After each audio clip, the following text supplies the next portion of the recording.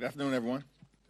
House Democrats continue to focus on making life better for the American people, to drive down the high cost of living, to fix our broken health care system, to make sure that immigration in this country is fair, just, and humane, to ensure that TSA agents are paid as opposed to being forced to work without pay so that Republicans can continue to prevent ICE from being reined in.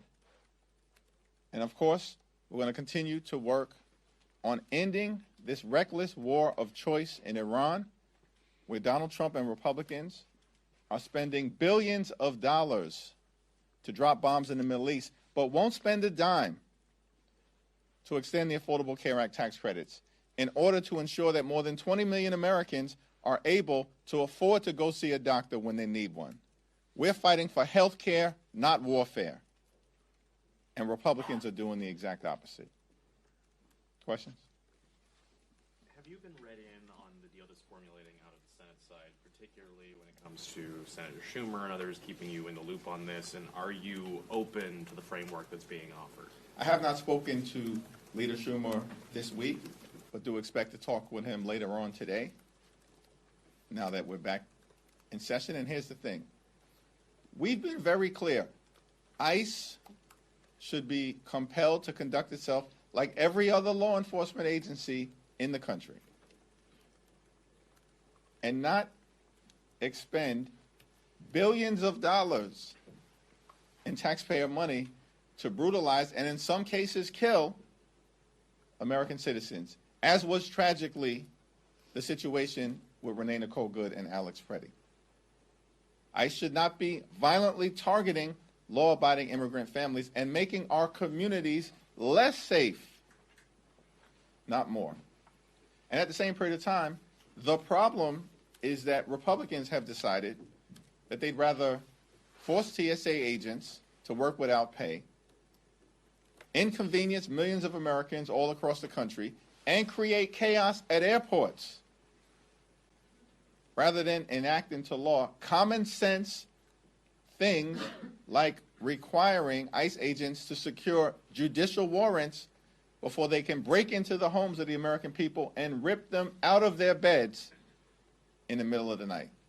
And so we'll evaluate in good faith whatever is presented, but it's got to be consistent if it's going to deal with ICE with the types of changes that are bold, meaningful, and dramatic.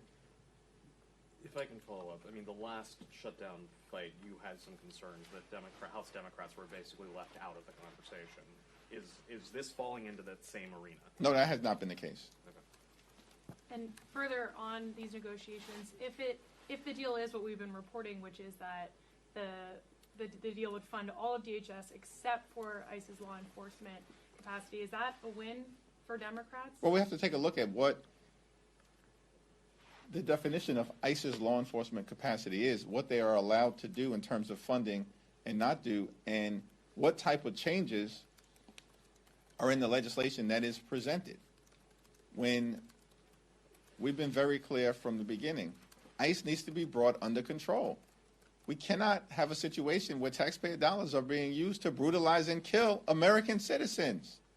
It's not a complicated proposition that we've been fighting hard to achieve. In a country where the American people want immigration enforcement to be fair, just, and humane, we're going to continue to make sure that there are secure borders. But we do have a broken immigration system, and we should fix it. Let's do it in a comprehensive and bipartisan way. But what this Trump administration has done, trying to jam these extreme mass deportation, violent policies down the throats of the American people, is unacceptable. And it's a non-sustainable thing at this point in time. Thank you, Leader Jeffries. So if a deal does emerge that doesn't include a ban on masks or the involvement of judicial warrants, is that going to be a no for you and House Democrats? Well, it's a question as to what is actually funded and what's not funded. Now, we have a discharge petition that is live right now, already north of 100 125 signatures or so, working to complete that process over the next few days. That would make sure that we pay TSA agents, that we fund the Coast Guard, that we fund FEMA, and that we fund cybersecurity professionals who are working hard to keep us safe. If we can't get to a resolution this week as it relates to the type of changes that are necessary to get ICE under control. Now, if it's that type of agreement, then of course there's going to be strong Democratic support. It's consistent with the legislation that Congresswoman Rosa DeLauro has already introduced and that we're working hard to force an up or down vote on the House floor. If it's something different, then it remains to be seen how House Democrats will react. We'll have to have a conference, a caucus meeting to discuss it. A couple questions about the SAVE Act.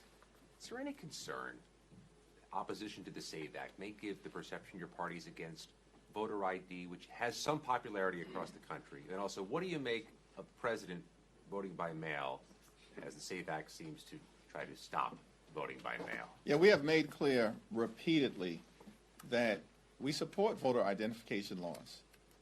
And here in this country, elections are administered by states and localities, and each state and locality has the ability to determine what is the most appropriate form of voter identification that should be required for their citizens to participate in voting in that state. New York State has very strong voter identification laws, which I support, and which does facilitate voting that allows for maximum participation by citizens, while at the same period of time ensuring that the elections are free and fair. This is a states' right issue. What happened to the days when Republicans actually supported states' rights?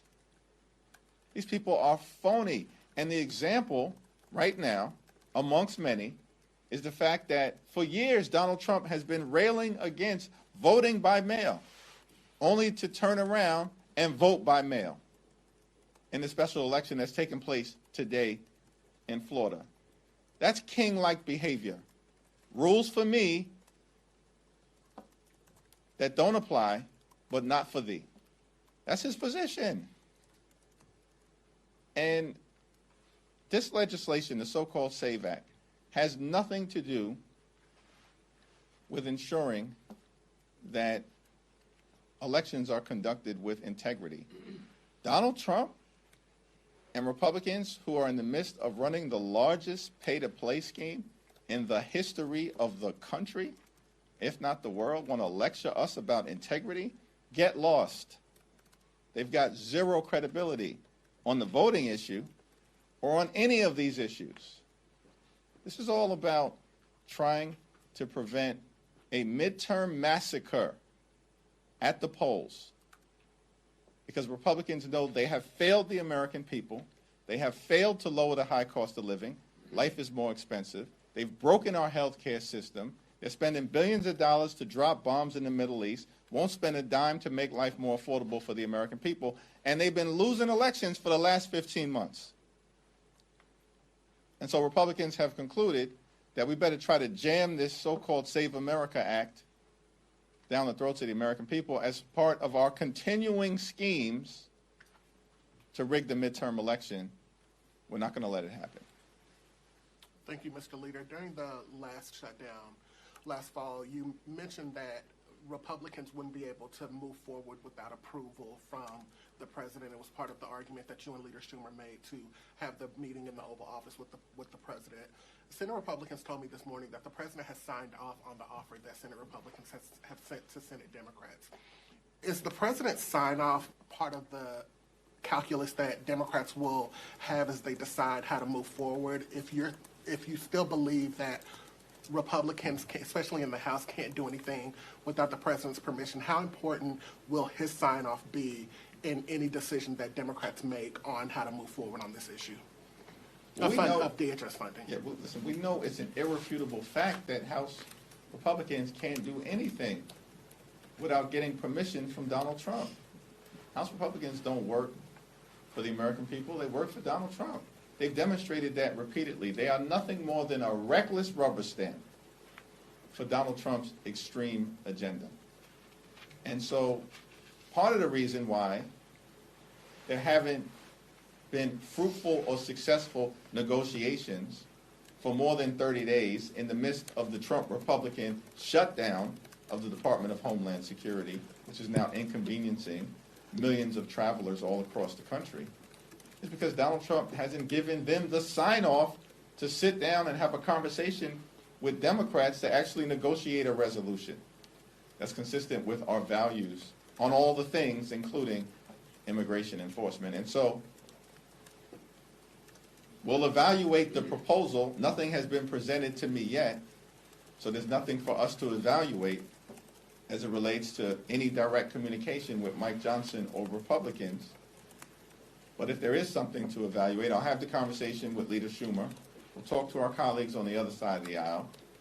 Details are going to be important in terms of what's funded and what's not funded in the absence of meaningful, bold, or dramatic changes that need to be made to rein ICE in and get them under control. And just on you not speaking to Leader Schumer yet, do you just attribute it to the fact that you all are just getting back today, or are you still in regular communication? Yeah, we're in regular communication. I was on the road yesterday. It's my expectation to talk to him later on this afternoon. Thanks, Leader Jeffries. You've mentioned ICE a number of times. You haven't mentioned CBP, but that's part of the DeLauro bills. You're withholding funding from ICE and CBP. It's our understanding that the deal that's emerging over in the Senate would fund CBP in full.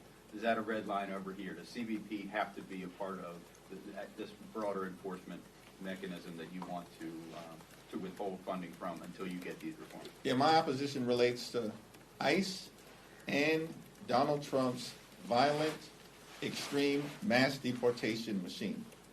And to the extent that any other parts of DHS are part of it, then there's got to be dramatic changes that are made, and in my view, funds withheld until that period of time.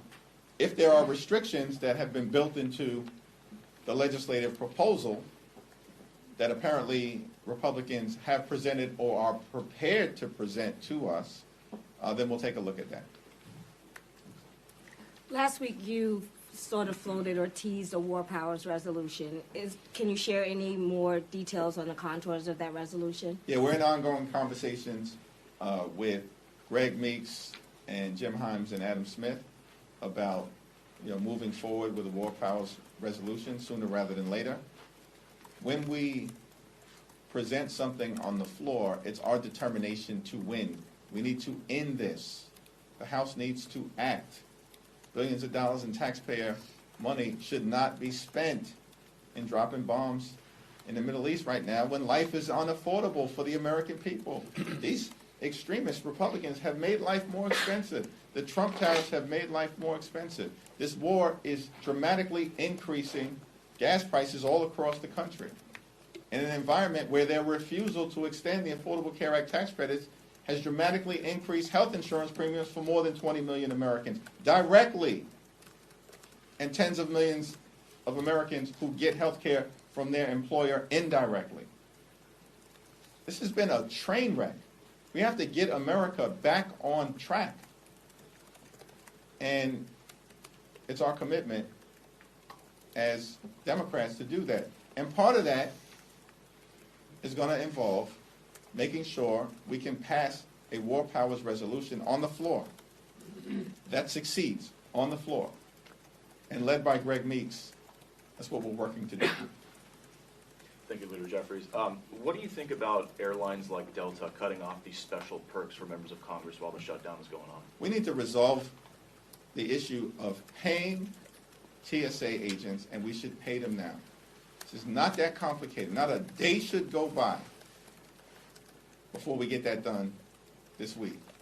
And I'm unconcerned with any services being cut off at this point to members of Congress. Our focus should be on everyday Americans, on hardworking federal employees, and on TSA agents, and we need to get this done this week. Thank you, everyone. Thank you, Mr. Leader.